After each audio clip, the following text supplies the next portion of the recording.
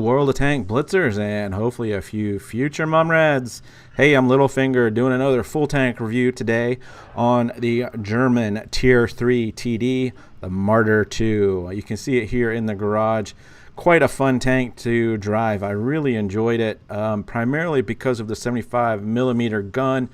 Has amazing penetration values and damage per shot, although the reload is a little bit slower than I would like.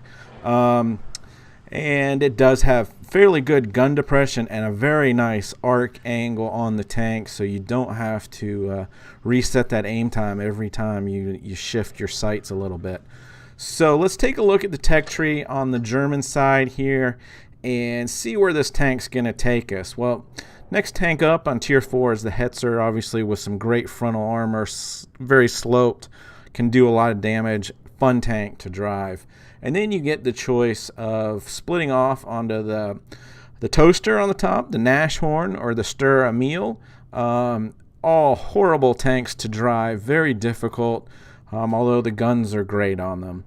But when you get to the RHM, one of my favorite TDs at Tier 8, and then on up to the Grill 15. So looking forward to that ride to the top there, Tier 10.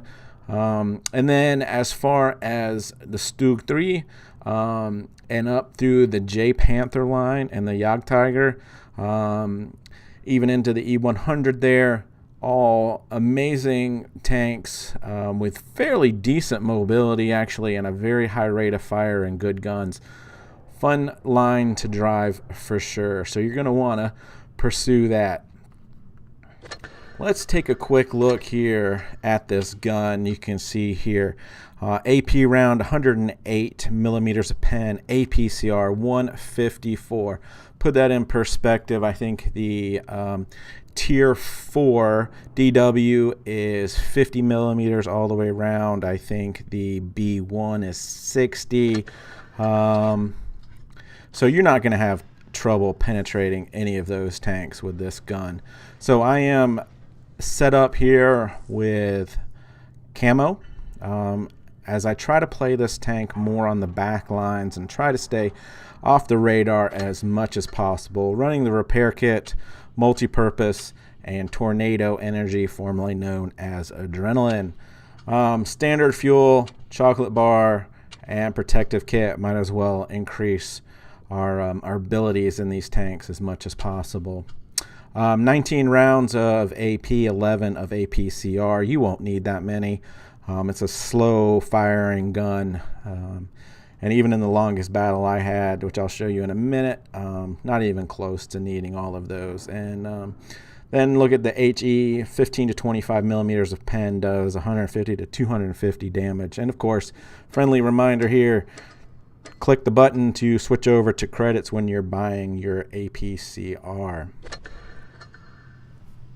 And as far as equipment, you can see on these games, all I ran it with right now, I didn't even spend credits or the time to get the combat power gun rammer. Probably would have gone with the gun rammer since we want to get that rate of fire up, and the penetration values are already pretty darn good. So vitality, my preference here is to go with the protection of the engine and fuel tank. So I would choose that if I were doing it. And then you can also see I went with the improved optics to increase my view range to 267. You can usually find some bushes and whatnot to hide in. So the camo net, I felt like the improved distance on the view range there was more important. And then again, I would not spend the spare parts to equip this. Number one, it takes too long. And number two, you don't get them back when you sell the tank. And this isn't a tank you're going to keep in your garage for very long.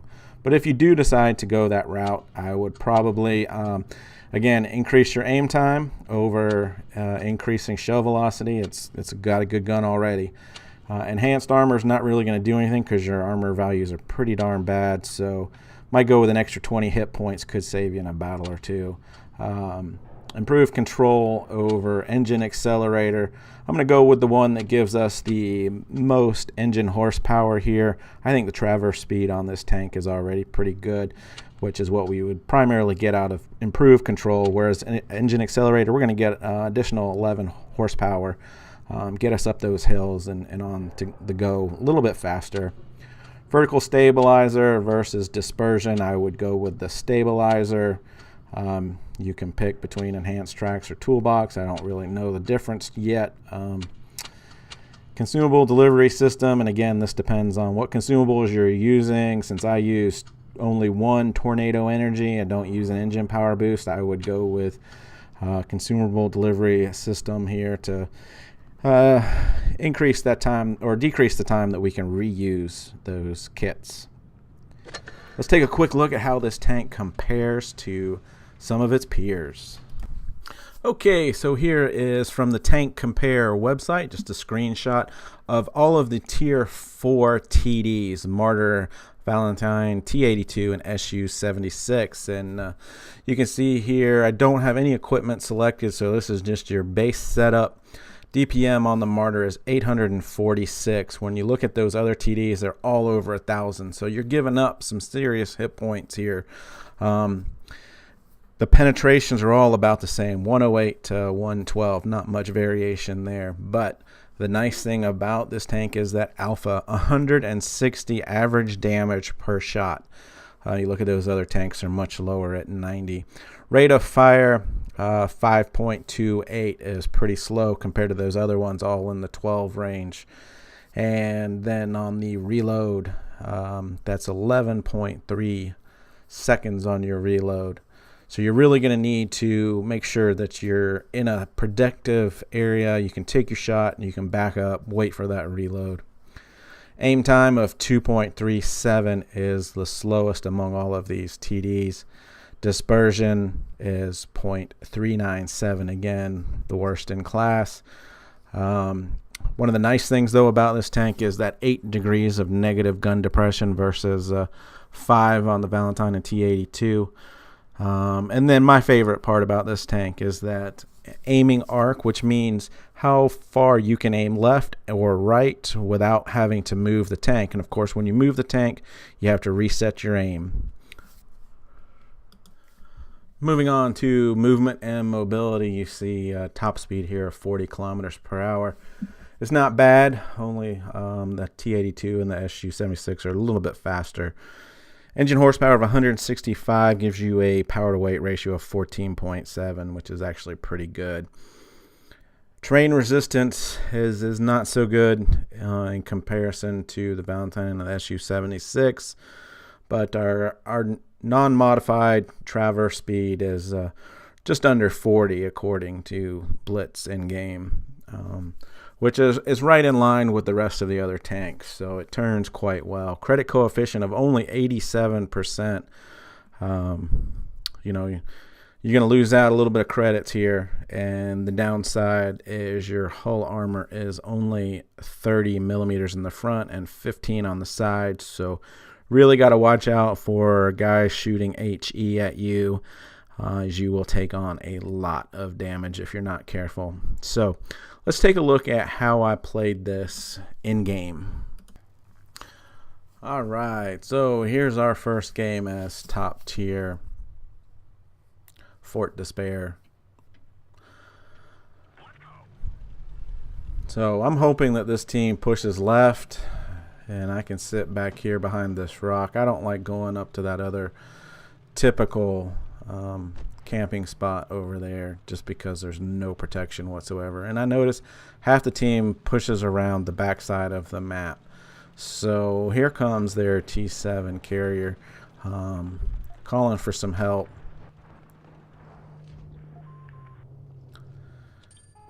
And we get around and get a nice shot in their ammo rack. So we've managed to finish him off.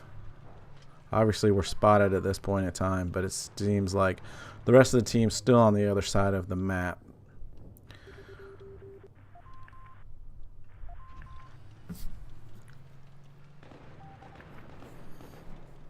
So I'm going to push around here, and I'm going to stay low. See where that T82 is. He's up high. He's got no protection whatsoever. If someone comes around that corner, he's just sitting out in the open. So I like to sit right here. I can pull back behind this hill if I need to. And these B2s play this pretty well. Only peeking out just a little bit. We missed that first shot. And you see how now I back up and I'm just protected on this long reload. We're now down a tank. Things aren't looking good. But he sits out there long enough for me to get an aim in and put a nice 160 into him. And again, pull back.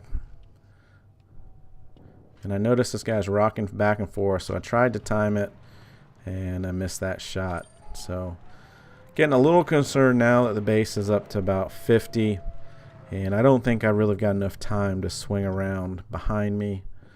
And luckily the base is taken care of, so I don't have to worry about that now. But I'm not sure that that B2 is going to come back out, and we are down 2 tanks. Things are not looking good. When this B2 makes a critical mistake and he comes out into the open, I get a shot in, track him, and I'm pushing up to the hill just in case I need protection. And we finish him off.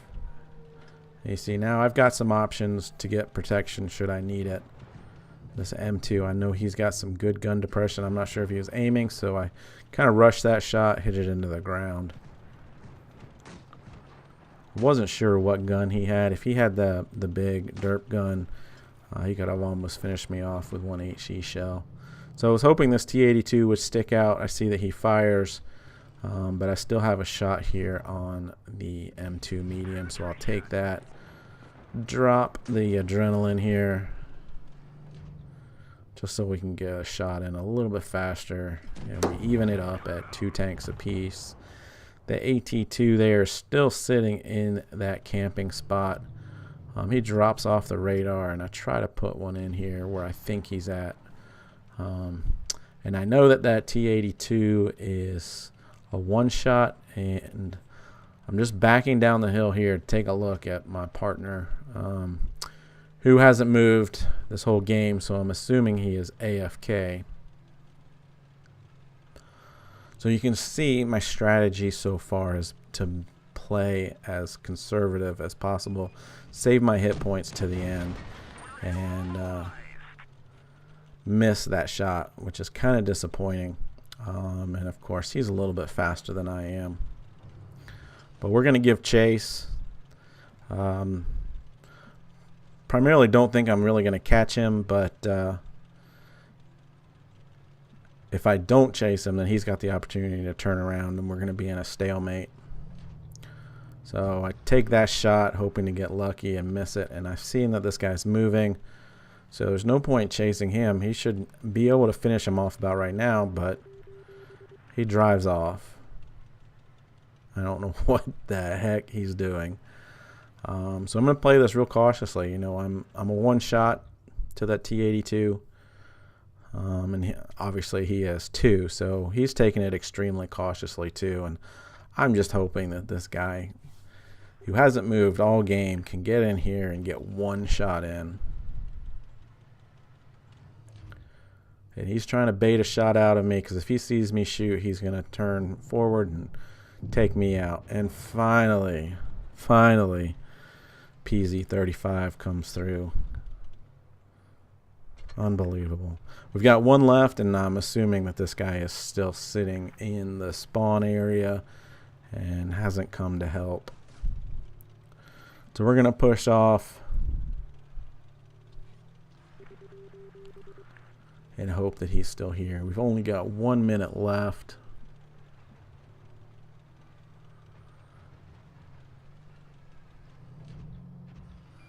And sure enough, there he is.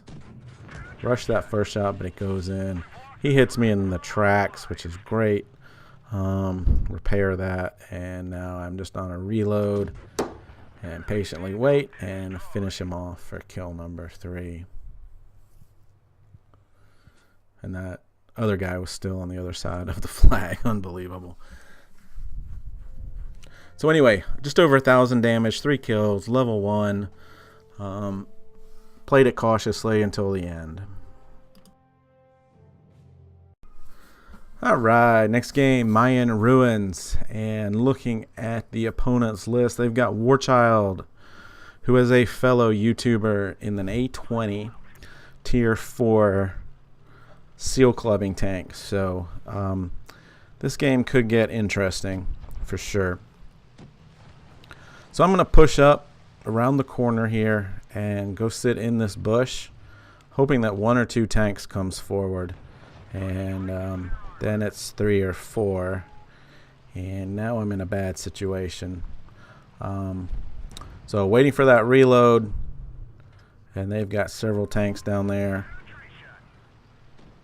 All of our guys have grouped, as you can see. They're all still coming down. But they're not pushing forward. They're just letting these guys come around the corner here, which ends up being my demise. You can see Warchild is up there on the bridge. And he stops long enough for me to get a shot in. And I really should have probably just focused on him, turned around, and tried to hope that these guys couldn't push any further. But they push up. I'm getting some good shots in. But problem is I'm circled. You can see Warchild's up there. Meanwhile, I'm getting shot from the other side because I've got nobody backing these guys up. So not much I can do at this point, and I'll save you watching the rest of the game. But we ended up with 970 points. Not bad for being the bottom tier in that game. Our platoon did not help us at all. Alright, so this game is on Desert Sands, bottom tier, and as you can see from the previous game, sometimes, you know, just trying to stay on the outside of the map is just not good enough. And you can find yourself in a bad situation, and with this tank with no armor, chances are you're not getting out of it. So we've got 4 guys pushing left here, and we've got a couple guys pushing right. So I really wasn't sure which way to go, and I thought, hey, I'm going to go down this way when the DW shows up and the Valentine. So we're going to take a shot here, get him in the tracks, and just do track damage. And you can see the pain in this long reload. We track him again. This time we take out the tracks. We still haven't done any damage. We've hit him twice. I haven't done any damage. This time we'd get 130 out of him. And he's going to back down out of view. But the Valentine there is available for us. And was hoping that he would stay front to me and I could get a nice shot into that upper plate. But that's not going to be the case, which is why I shot the HE shell. But I still get 120 out of it, which is good. We're in a little bit of trouble here. Down a tank. We've got 2 on the right side of the tracks. I'm not sure what this Hetzer is doing. And they've gone into base. I've got the APCR on because I'm pretty sure I'm going to run into this DW. And just want to make sure that every shot's going to count. So patiently wait. Rush that shot a little bit, I guess. But we're lucky it goes in. And we've got another shot coming up. And we just missed. They're pushing around towards that Hetzer, so I am going to switch over to HE and hopefully get a good roll on the lightly armored Electo here. And we do. We finish him off, and now we are up a tank. DW looks like he's pushing around the right, so I'm going to continue around. Get another nice roll into the Valentine, and it blocks the DW from backing up. So now we're sitting in a good situation here. We can get another shot into him. And he chunks that into the dirt. And we wait for the reload and go ahead and finish him off for kill number 3. And we didn't take a single shot. So that's what I mean by playing cautiously. Just really got to look at the mini map, see where your opponents are, play it smart, and bottom tier did 862 damage. So we move on to Mirage as the only tier 3.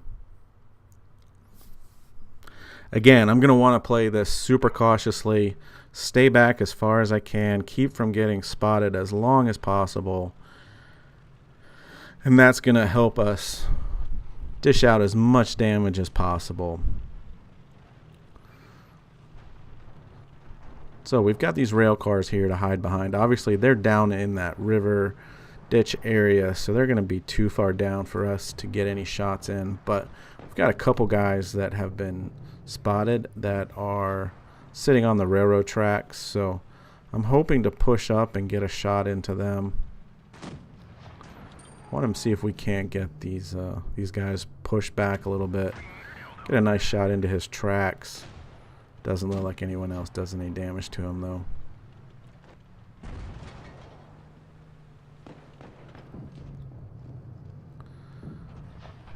So this M5 is on the run. Get a nice shot in there, but just not enough to kill him. And he gets taken out by our DW. I think that was the DW. The next M5 Stuart. And this is the nice thing with this tank. You see how long I changed that aim arc angle? If I was in the SU-76 or something, the whole tank would be moving and that aiming circle would be big, and I would have to wait for it to reload, to re-aim again. So that's one of the benefits of this tank with the nice arc angle.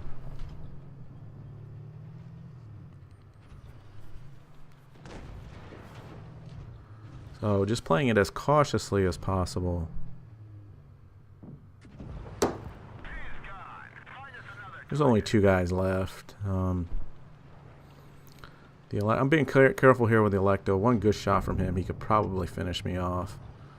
But we'll go ahead and take him out. Fairly easy game there. It was a good team. But I wanted to show that as an example of just staying as far back as possible, but yet being effective to shoot tanks and get some damage in. You can see there's bottom tier. We finished as the top damage. So last game I'm going to show is on Himmelsdorf. Again, bottom tier.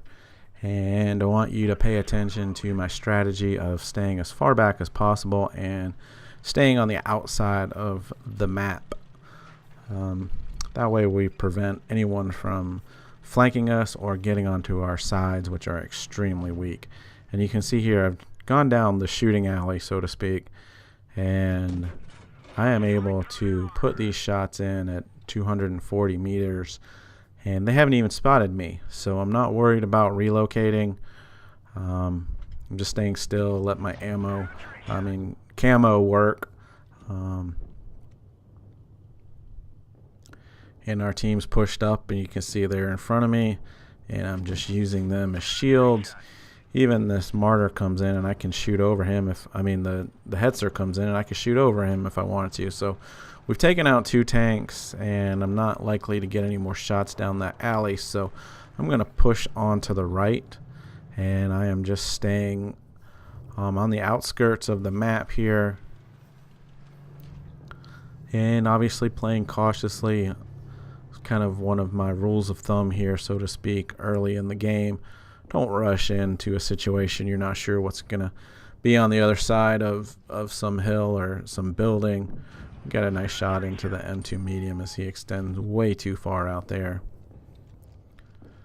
And I've got 3 tanks in front of me, all targets, so chances are even if they see me, they're not going to shoot my direction first. So again, just trying to conserve hit points.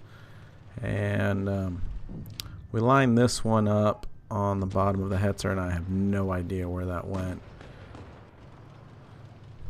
Pull forward again, he takes a nice shot at us. But I'm going to get him in the tracks here.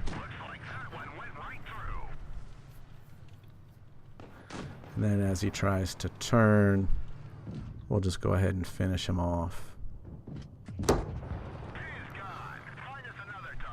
So a good team, but kind of more wanted to point out the strategy here of this tank. It's definitely a tank you want to play on the back lines.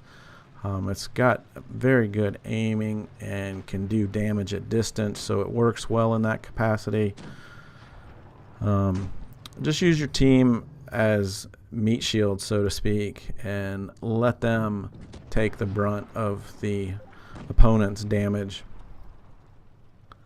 The gun, though, is fantastic. It can penetrate just about everything. You're doing 160, 180 damage per shot, which is great. It does have a little bit longer reload, but that ability to aim left and right without resetting the aim is just fantastic. I love it.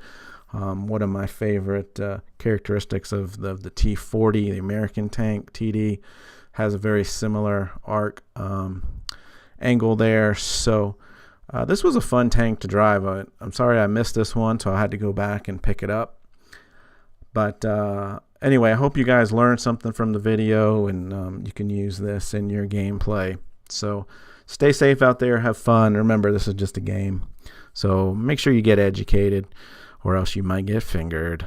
Littlefinger, out.